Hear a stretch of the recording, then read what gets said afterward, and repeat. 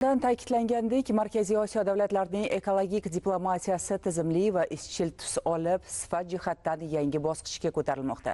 Ostona shahri mezbonlik qilgan mintaqaviy ekologik sammit va Orolni qutqarish xalqaro jamg'armasi ta'sischi davlatlar rahbarlari kengashining yig'ilishi ana shu fikrning yana bir tasdig'i bo'ldi.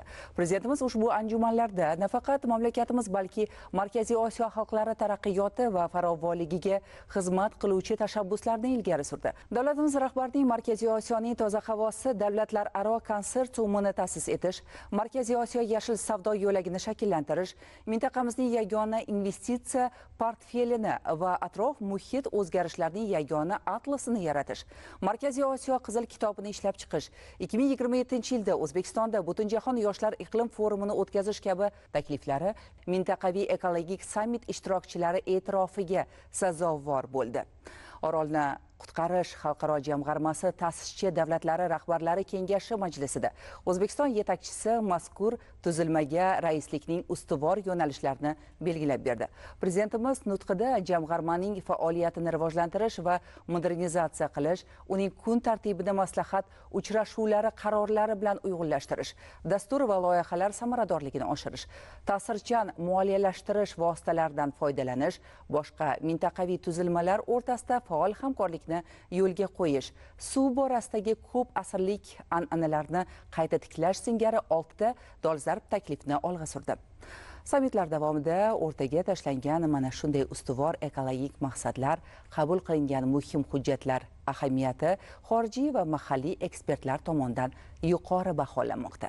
Muhtaram Prezidentimiz Shavkat Mirziyoyev tomonidan mintaqaviy ekologik sammit doirasida ilgari surilgan tashabbuslar bugungi global iqlim o'zgarishi, resurslar taqchilligi sharoitida Markaziy Osiyo uchun mutlaqo yangi strategik kun tartibini shakllantirmoqda. Atmosfera havosi sifati yomonlashayotgan sharoitda Markaziy Osiyoning toza havosi davlatlararo konsorsium tashkil etish, cho'llanishga qarshi kurashish, barvaqt ogohlantirish markaziga mintaqaviy maqom berish, Markaziy Osiyo yashil savdo yo'lagini shakllantirish hamda iqlim loyihalarining yagona investitsiya portfelini yaratish kabi tashabbuslar ekologik siyosatni tizimli asosga qo'yishga qaratilgan. Mintaqaviy ekologik atlas, Markaziy Osiyo qizil kitobini ishlab chiqish takliflari tabiiy resurslarni boshqarishda dalillarga asoslangan qaror qabul qilish amaliyotini mustahkamlashga xizmat qiladi. Prezidentimiz nutqida suv, energetika va ekologik barqarorlik masalalariga alohida e'tibor qaratilgani ham bejiz emas. 2026-2036 yillarni